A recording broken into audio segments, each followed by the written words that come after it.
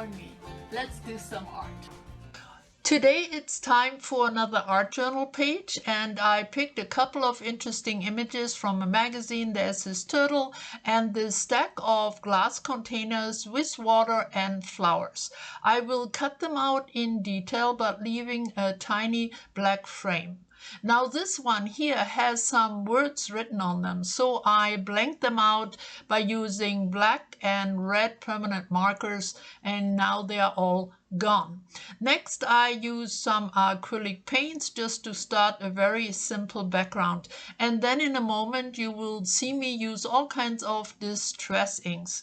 We happen to have a real nifty secondhand art supply store not far away, and they just happen to have a bunch of these distress inks for just $1 each, and they're all in very good condition. So I got a few to add to my small stash, and that's what I will be playing with today. Now here is just some stenciling, again using acrylic paints, just to bring more interest into the background. So I just returned from a great camping trip up in the mountains. It was nice and cool, it was nice and peaceful and quiet, and we really enjoyed it. But returning, I didn't feel like getting into a big project right away, so today's video will be short. My project will be simple, but I hope you will still enjoy it. Like always, you will find anything you need to know in the captions, and I will be back chatting with you towards the end. Enjoy.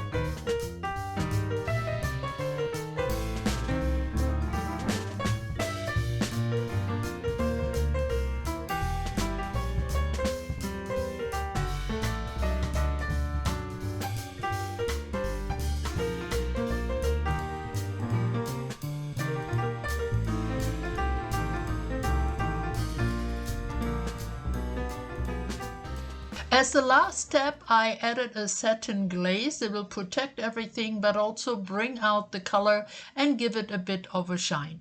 So here are one more time the details. I enjoyed playing around with the white outline. I like the quote that I put together and also extending the sun rays. I purposely made them look broken so they would match the original stencil. I hope you can also see the subtle stamping I did earlier. So that's it for me today.